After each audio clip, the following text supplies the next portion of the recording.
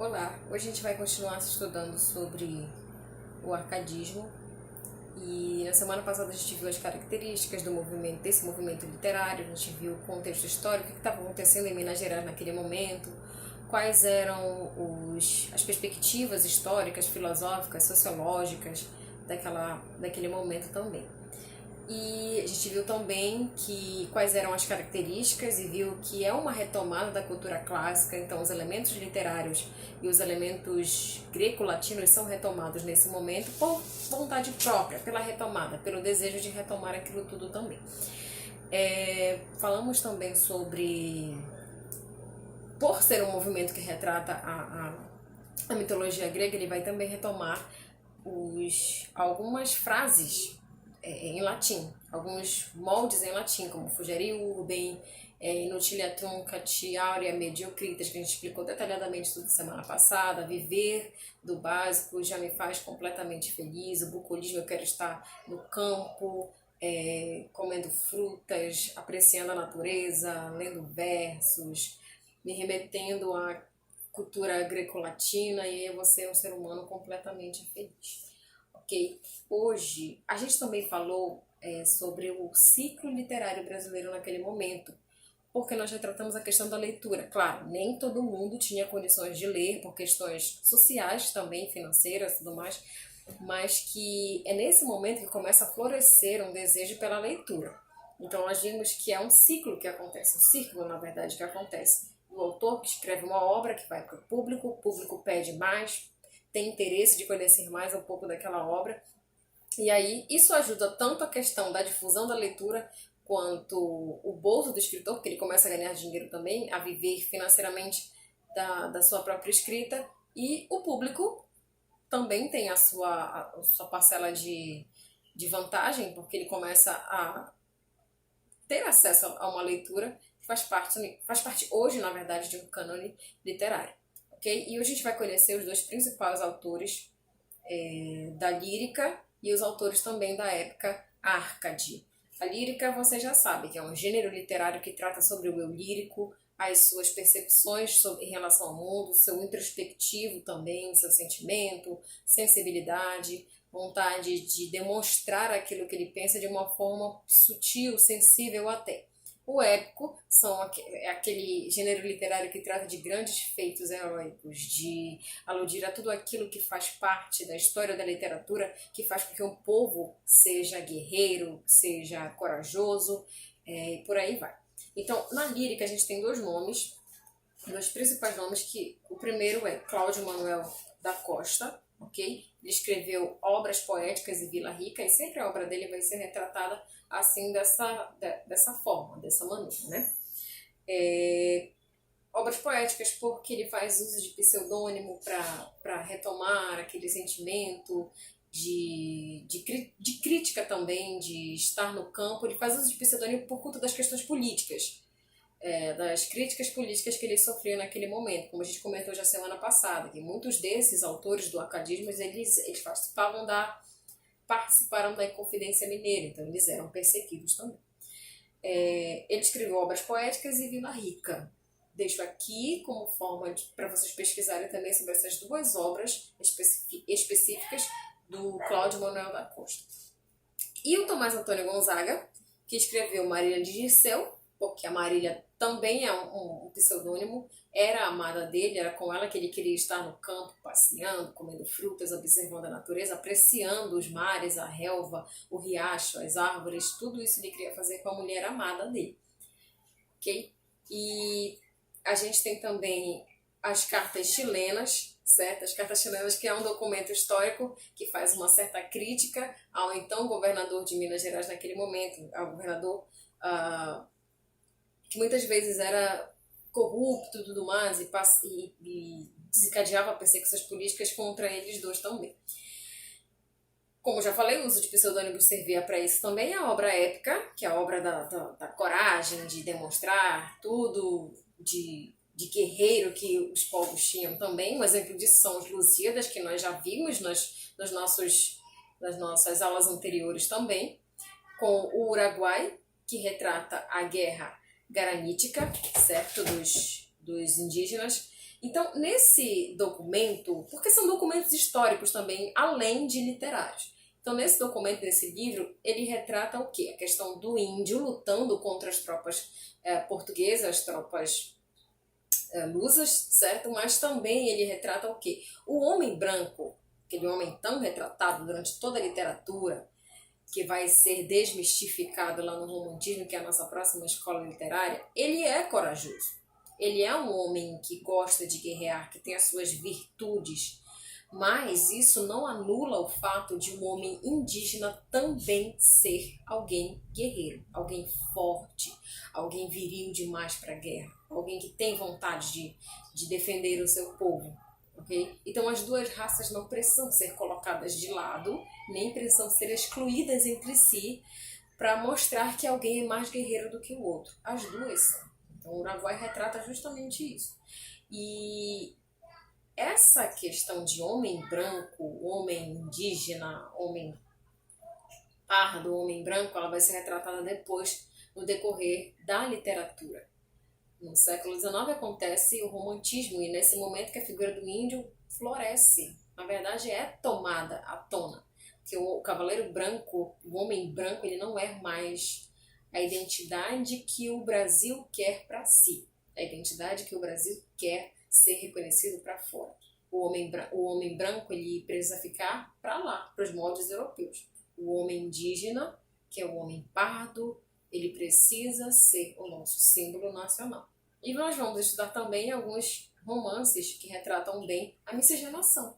Como foi que aconteceu a miscigenação dentro do Brasil por moldes literários, como é o caso de Guarani. Peri e Ceci, Peri, que é índio, e Ceci, que é uma branca, eles formam, na verdade, alguns críticos dizem que eles formam a família brasileira. Eles dão início à raça brasileira, de fato, quando eles apaixonam-se e vivem juntos. Certo? E a gente tem também Frei Santa Rita Durão com Caramuru. Caramuru é uma obra, por várias vezes, até cômica. Ela retrata de uma forma bem leve todas essas questões de índio e branco. E ela tem disponível em formato de filme no YouTube. É uma dica também para vocês pesquisarem, entenderem um pouco dessas questões do arcadismo também dentro da obra literária por filme. Mas, claro, não precisa ir pesquisar somente o filme. É interessante ler o livro também. Caramuru retrata a história da mistura do índio com o homem branco e conta a história também de um homem que precisa escolher entre duas irmãs que são índias. E ele escolhe uma delas e a outra fica se sentindo excluída e toma uma decisão bem surpresa no final, que eu não vou contar para vocês, porque eu quero que vocês assistam ou o filme ou leiam o livro, ok? Nas artes plásticas, a gente também tem a presença de alguém super importante, que muitos críticos colocam ele dentro do barroco, mas é como se ele fizesse parte dessa transição, do barroco para o arcadismo, que é o Aleijadinho.